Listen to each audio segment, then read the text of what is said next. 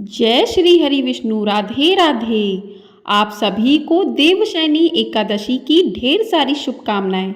आप सभी पर भगवान विष्णु अपनी कृपा सदैव बनाए रखें। सनातन धर्म में प्रत्येक माह के कृष्ण पक्ष और शुक्ल पक्ष की एकादशी पर श्री हरि भगवान विष्णु और माँ लक्ष्मी की पूजा और व्रत करने का विधान है।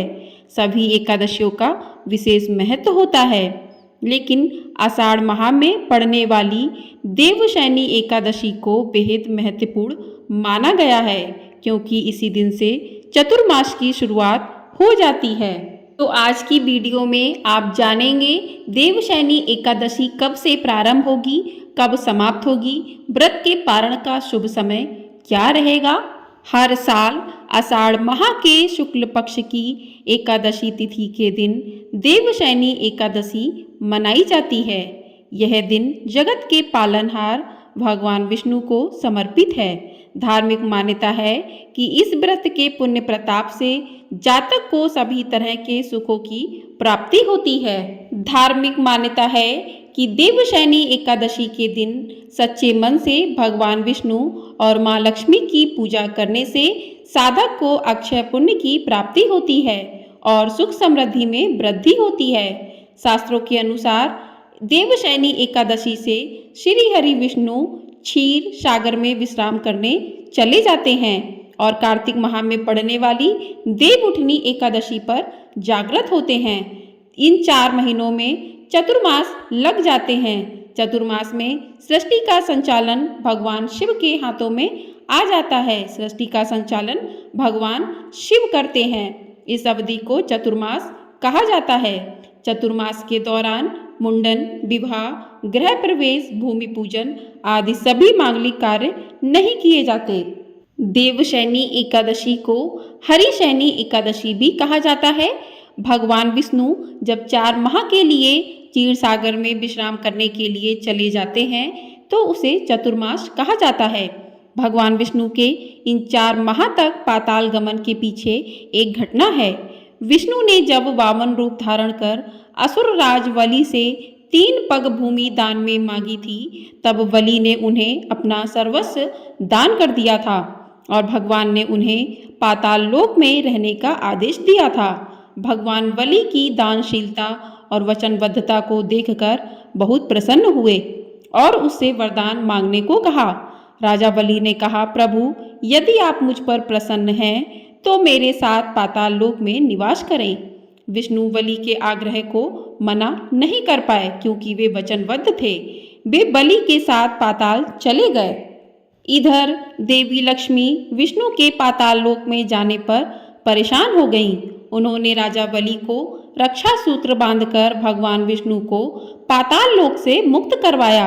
इस पर भगवान विष्णु ने राजा बलि को वरदान दिया कि हर वर्ष आषाढ़ शुक्ल एकादशी से कार्तिक शुक्ल एकादशी तक पाताल में निवास करेंगे।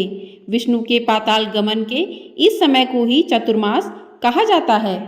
तो आइए अब जान लेते हैं कि साल 2024 में आषाढ़ माह के शुक्ल पक्ष की देवशयनी एकादशी तिथि कब से प्रारंभ होगी और कब समाप्त होगी। तो एकादशी तिथि प्रारंभ होगी 16 जुलाई दिन मंगलवार शाम 8:33 से और एकादशी तिथि की समाप्ति होगी 17 जुलाई बुधवार रात्रि 9:02 पर। तो 16 जुलाई की शाम को 8:33 से एकादशी तिथि प्रारंभ होगी और 17 जुलाई को समाप्त होगी। तो उदया तिथि के अनुसार साल 2024 में देवशयनी एकादशी 17 जुलाई दिन बुधवार को मनाई जाएगी और इसी दिन व्रत भी किया जाएगा और भगवान विष्णु की पूजा अर्चना भी की जाएगी। आइए अब जान लेते हैं कि व्रत के पारण का शुभ मुहूर्त क्या रहेगा। तो व्रत के पारण का शुभ मुहूर्त रहेगा 18 जुलाई गुरुवार 5:35 से लेकर 8:20 तक। 17 को आपको व्रत करना है, 18 को आपको व्रत का पारण करना है। पारण का समय 5:35 से लेकर 8:20 तक रहेगा। हरिवासर का समय समाप्त हो जाएगा 18 जुलाई सुबह 3 बजे। तो हरिवासर का समय समाप्त होने के बाद ही व्रत का पारण करना चाहिए। जब तक हरिवासर का समय रहता है तब तक व्रत का पारण नहीं करना चाहिए। तो हरिवासर का समय 3 बजे समाप्त हो जाएगा।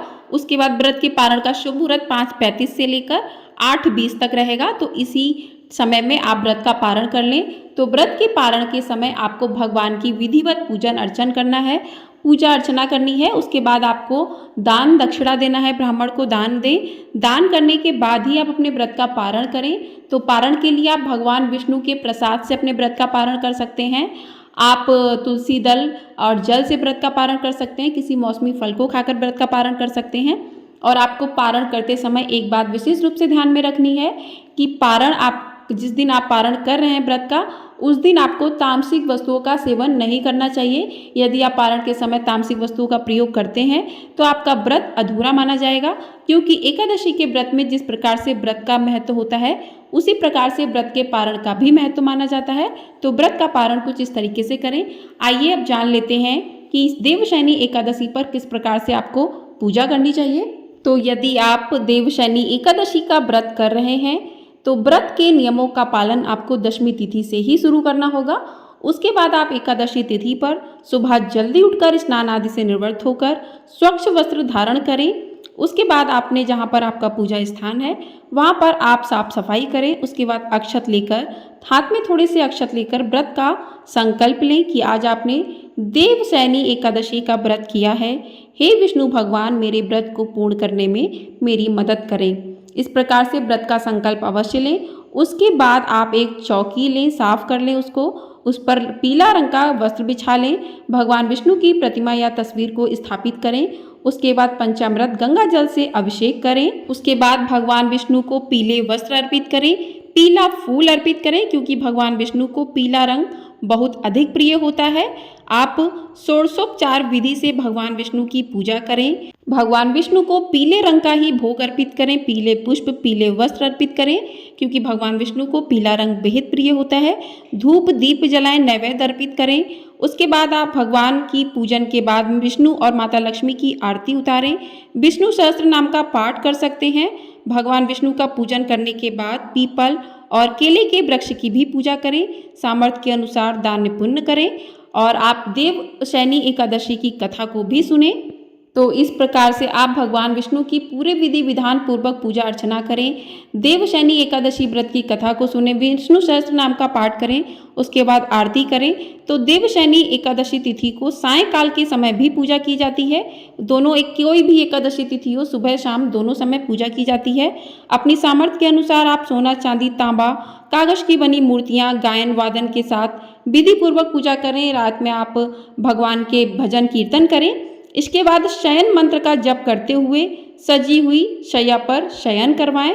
इसके बाद रात्रि जागरण करें। भगवान का सोना रात्रि के समय, करवट बदलना संधि काल में और जागना दिन में होता है।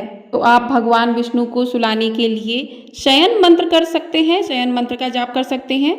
तो मंत्र है शुक्ते त्वयि जगन्नाथ जगत सुप्तम भवेदिदम विबुद्धे चा विबुध्यत प्रसन्नो में भवाव्य।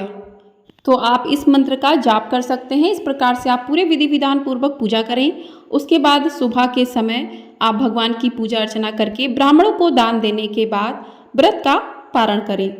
देवशयनी एकादशी व्रत करने और इस दिन भगवान श्री हरि विष्णु की विधिवत पूजा करने से सभी प्रकार के पापों का नाश होता है, सारी परेशानियां खत्म हो जाती हैं, भक्त का मन शुद्ध हो जाता है और सभी विकार दूर हो जाते हैं, दुर्घटनाओं के योग टल जाते हैं।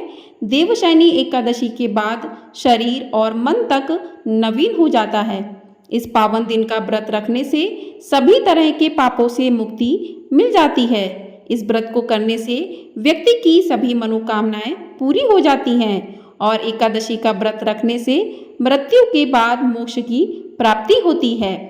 तो एकादशी के व्रत का इतना अधिक महत्व है कि व्यक्ति को रखने से मोक्ष की प्राप्ति हो जाती है, सभी मनोकामनाएं पूर्ण हो जाती हैं। एकादशी के दिन तुलसी माता के सामने गाय के घी का दीपक जलाएं, उन्हें प्रणाम करें। ध्यान रखें कि माता तुलसी को जल अर्पित नहीं करना चाहिए आपको एकादशी के दिन। तो पूजा अर्चना करने के बाद आप क्षमा मंत्र भी पढ़ सकते हैं कि पूजा में हुई गलतियों के लिए क्षमा याचना करें। भक्त स्थितो भक्त परा कीर्तिदाह कीर्तिवर्धना कीर्ति दीप्ति क्षमा कांति भक्त शिव दया परा। इस प्रकार से क्षमा मंत्र करें और इस प्रकार से आपकी पूजा व्रत पूर्ण होता है। आपको ये जानकारी पसंद आई हो तो वीडियो को लाइक शेयर और चैनल को सब्सक्राइब जरूर कर दीजिएगा। आपको हमारे चैनल पर देवशयनी एकादशी की व्रत कथा भी सुनने को मिलेगी, तो चैनल को सब्सक्राइब जरूर कर लीजिएगा।